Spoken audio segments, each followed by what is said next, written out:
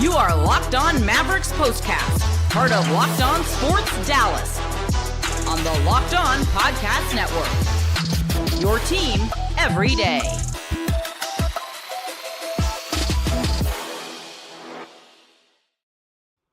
Well, in a Sunday that was supposed to be about PJ, the Mavs end up with another L and a pretty bad one here to finish up this one-game homestand. Here we go. Welcome into the Mavs Postcast, your team every day, and in our case, your team every single game. My name is Jeff Biggs. Happy to be with you on this Sunday. Again, wish the results were a little bit better as the Mavs fall at home to the lowly 76ers, 130-125, the final. Please join us via the comment crew if you want to get in and be a part of the show. We want to hear from you. Thank you for watching Locked On Sports Dallas, your destination after every single game. You can also find us on the Locked On Mavs podcast feed. Again, we are with you after every single Mavs game, win or lose, with a tough loss today, 130-125. This is what you'll be talking about. All right, well, lots to talk about in this one, starting with the return of PJ Washington. We told you on Friday night the season-ending injury for Dante Exum. The Mavs had only 8 players in this one, and once again, 8 was not enough as the Mavs came up short and lost a really bad loss. One of the, I think, worst losses in recent memory, only because the Sixers were shorthanded as well. I thought the Mavs, being at home with their talent level, would have enough to pull it out. Looked like they were going to, the way that they played, but they did not. They end up coming up short, 130-125. They did make a run late, but it was too little, too late, and the Mavs end up going down by the final of 130-125. We'll also talk about, I think one of the little highlights was Max Christie finally getting his game going again. But more importantly, with this loss, the Phoenix Suns are in position to take over the 10th spot in the West coming up in a bit as they play the Lakers in LA. But what about this one? What happened for the Mavs on their home floor today? Time to reveal where the game was won or lost. It's the turning point. All right, well, again, tough one for the Mavs. They fall at home to the Sixers.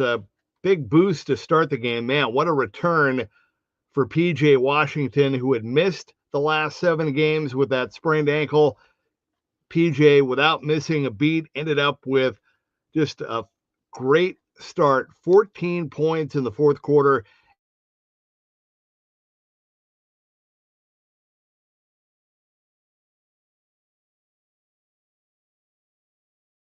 And Quentin Grimes trade. So you knew Quentin Grimes was going to go off and he was going to want to have a big game, and he did. We'll talk more about that. But I don't think you could have asked for a better start from PJ Washington than the 14 points in the fourth quarter.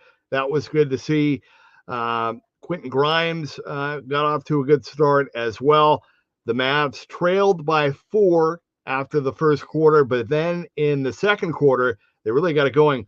PJ Washington ended up with 20 points in the first half, 13 for Naji, 11 for Brandon Williams, who was back in this game today. The Mavs went up by 11 in the second quarter. And how about the points in the paint in the first half of the Mavs? They outscored Philly in the paint 42-20. All right.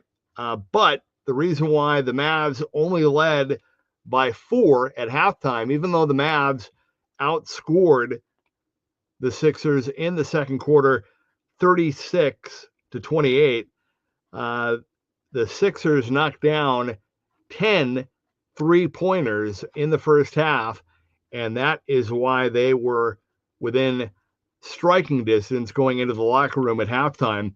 The Mavs, by the way, in that first half had 23 fast break points. That was the most fast break points that they had in any half this season so far. All right. So you're thinking, okay, Mavs are up by 4. Yeah, it's a Sunday game, kind of a slow start, but the Mavs were seemingly imposing their will, doing what they wanted to do, up by 4 at halftime, and you're thinking, okay, cool. They'll come back out, keep it going, really crank it up on their home floor, finish up, get the W, head to Indiana on Wednesday, and then come back and then get ready for another long road trip. But that was not the case. Not a good start coming out of the locker room in the third quarter for the Mavs.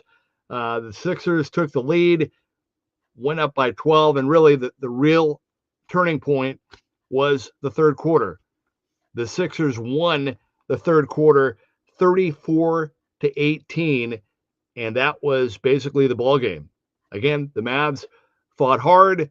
They fought back. They tried to get back into it, but again, too little, too late. After 3, PJ Washington already had a nice double-double for his return with 25 and 10. PJ ended up playing 32 minutes, so still for a guy that was supposed to be on a minutes restriction, ended up playing 32 minutes, and they were very productive 32 minutes for PJ. But I think the difference in that third quarter, Philadelphia's defense, just night and day. I mean, the fact that the Mavs scored only 18 points on their home floor in the third quarter is just, I mean, that's the turning point.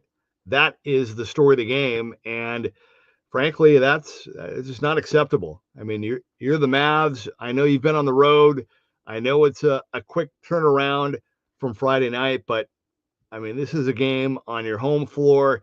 You're fighting for a playoff spot, and this is a game that you got to win. I mean, you got to find a way to win this game and pull this one out, and they did not do it. And I've been, look, you can go back and watch all the shows. I think I've been pretty fair, and I've tried to be fair, and I've tried to pick my spots when it comes to criticism because of all the injuries and all the adversity and all of the fight that this team has shown all season long to hang in there the way that they have. Right now, they're still in the 10th spot, but this is a game that, they're going to go back and look, and I mean, they just got outplayed. They literally got outplayed in the third quarter. They let this ragtag Sixers team kind of hang around and gain their confidence. And before you know it, the third quarter is over, and Philly outscored the Mavs 34-18. And Philly felt like, hey, man, we can win this. I mean, this is a Sixers team that coming into today had lost 15 of 17. So they had gone 2-15. They had not won a road game since January. And then they come in and get a huge win today in Dallas. Huge win for Philly. Huge, huge loss for the Mavs. That was it. In the fourth quarter, we can go over kind of the crunch time. I mean, Klay stepped it up, had 10 points in the fourth quarter. The defense got a little bit better. Max Christie had a big rebound at one point. Spencer Dinwiddie tried to do his part, tried to get that foul on the 3 with 12 seconds left. But again, just too little, too late. And the Mavs suffer really a really, really bad loss at home. And, we've been talking about wanting to see this team hang in there. And, well, I'll tell you what, that's a nice tease for segment number 2. We'll talk more about that when we return. But this one today, the Sixers pull it out. They beat the Mavs in Dallas, here in Dallas, 130-125. Our final segment. And again, we want to hear from you via the comment crew. Please jump in, share your thoughts right now, and we'll get to those comments when we come back. 130-125, the final. This is the Mavs Postcast. All right, so want to let you know what's going on with DoorDash because they got something cool going on here to finish up. NBA fans, get ready. They swoosh, you save. Thanks to Dash Pass, every time a player drops 50 or more points in a game, okay, you score a huge deal of the next day. It's really simple. When a player scores 50 or more in a game during the regular season, Dash Pass members get 50% off an order up to $10 off the next day from noon to midnight. Now, here are a few ways you can take advantage of this deal. You can do the game day feast, maybe a late night craving. How about lunch on the go? Or if you're fueling a watch party, planning to catch the next game or a game on the upcoming road trip, order your go-to snacks and meals at a discount and get ready for more high-scoring action. Sign up for Dash Pass and be ready to save. When any player scores 50 or more in a game, Dash Pass members get 50% off an order the next day up to $10 off. Just use promo code NBA50 from noon to midnight after a 50-point game on eligible orders at participating merchants. Must have an active Dash Pass account. Terms apply. Visit DoorDash to learn more. Again, DoorDash, noon to midnight the day after the game, and this is exclusive to Dash Pass members.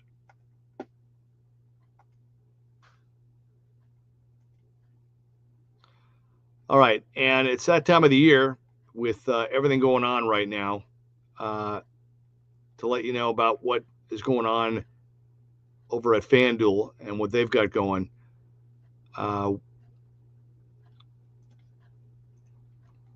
March Madness is here, and FanDuel is giving you the chance to get in on the action like never before. Right now, new customers can get $200 in bonus bets when your first $5 bet wins.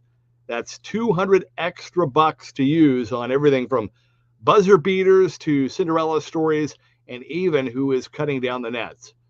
Now, you can pick your favorites. Maybe you've got a few underdogs this year. FanDuel makes it really easy to back them with spreads, totals, and game props. You can stay in the action with tournament games and everything else going on, and it's easy and fast. The FanDuel app is simple to use, and when you win, you get paid instantly. No waiting around. So visit FanDuel.com and get in on the college hoops action all tournament long.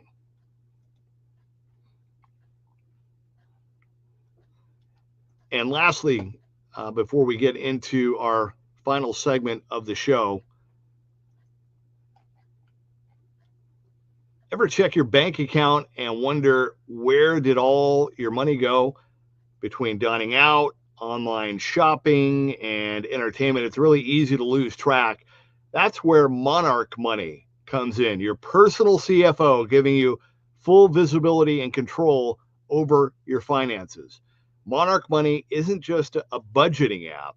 It's a complete financial command center. You can track all your accounts, investments, and spending in one place. So you stop managing your money and you start building your wealth. Surprising to let you know that you can realize just how much you're spending on food delivery. And what's really cool is the all-in-one convenience. Instead of juggling multiple apps, right, you can use Monarch to check your finances, track your spending, and even plan long-term goals. Now, the calibration is very easy. You can manage money with your partner, and it's smoother than ever. You can track your shared and personal accounts, set goals, and stay on the same page without the stress. So take control of your finances with Monarch Money. Use code LOCKEDONNBA at monarchmoney.com for 50% off your first year. That's monarchmoney.com, code LOCKEDONNBA for half off your first year. All right, welcome back to the Mavs Postcast. I am Jeff Biggs, your team every single game. Tough one today for the Mavs. They fall at home to the Philadelphia 76ers, 130 to 125. And we were talking about the standings and where things are and how the Mavs will finish here with 14 games left to go now after today. And we keep hearing Jason Kidd, I think every time he meets with the media, is asked about Anthony Davis and how's AD doing. And Jason Kidd continues to say he's progressing well, he's heading in the right direction, but there is still no timetable at all for Anthony Davis. So my thought has been, and I think I've been pretty clear about this, that, for this team, for all the adversity and all that they've been through and all the fighting that they've had to endure throughout the season with all the injuries and everything else, the trade, the short roster, everything, right? Selfishly, I wanted to at least see this team get as close to healthy as they could and have a chance to at least play together for a little bit, play together as a somewhat healthy unit and see what they could do. Do I think they're going to win the championship? Of course not. Do I think they're going to win the title or advance? No.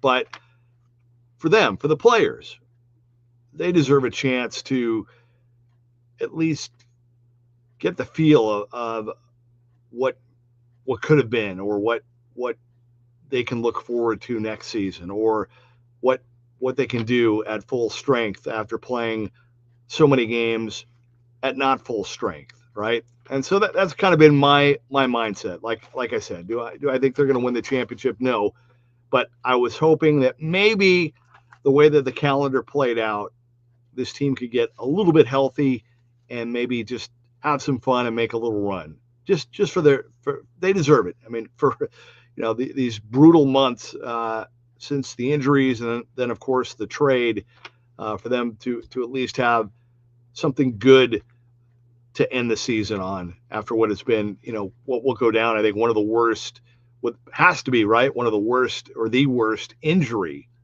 season in Mavs history, right? So that's where I've been. But you know what? I mean, this loss today, the injury to Dante Exum, you just, at some point, you just, what's going to happen is going to happen. What's meant to be is meant to be. And I'm not, obviously whoever is still out there, they're going to keep playing hard. They're going to keep fighting. They're going to try to win every game that they play. The good news is, I mean, the Mavs, even though they lost today, they still have 8 straight games coming up here against the East. So, they're not done. I mean, it's not over. The Suns have a really tough schedule coming up starting today. I mean, there's a good chance that the Suns will not win today in LA. So we'll see. We'll see what happens. But this one was a tough one. And like I said, I try to pick my spots with the criticism, but I mean, they were just flat out outplayed and out-hustled in the second half, and specifically the third quarter. And it's tough to see because, selfishly, it's kind of a weird road trip. The game Friday night was brutal in Houston, and I thought the Mavs, with a little one-game homestand, finally getting back home, I thought they were going to come out and really, especially with the return of P.J. Washington, I thought that they were really going to come out and want to play hard and finish hard and get the win. And you know what? These Sunday games are kind of weird. They're rare, noon starts on a Sunday in the NBA this late in the year. It's weird except for the playoffs. And so, don't like excuses. I'm not making an excuse, but they were just, like I said, they just got outplayed in the third. Give the Sixers credit. They have not had a lot of winning this season. And again, getting the confidence. I think the the 10 3-pointers in the first half gave them confidence, and then they kind of carried that over and felt like they had a chance to win in the third, and then they did what they had to do to hold on and get the win in the fourth, despite a 39-point fourth quarter from the Mavs. It was just not enough today. All right, that's going to do it for our episode today. Thank you for those of you that have been with me and hanging with me. It's been a tough stretch, I know, but we're going to be with you every game until the finish, and we will see what happens here down the stretch for that play-in spot, that final play-in spot in the West. But until then, the Mavs have some time to practice. They will practice before they head to Indiana to play the Pacers on Wednesday night. I will join you after that game. But once again, our final today, the Mavs suffer a tough one at home. They fall to the Sixers 130-125. Thank you for being with me. Have a great rest of the day. We'll talk to you again on Wednesday night. This has been the Mavs Postcast.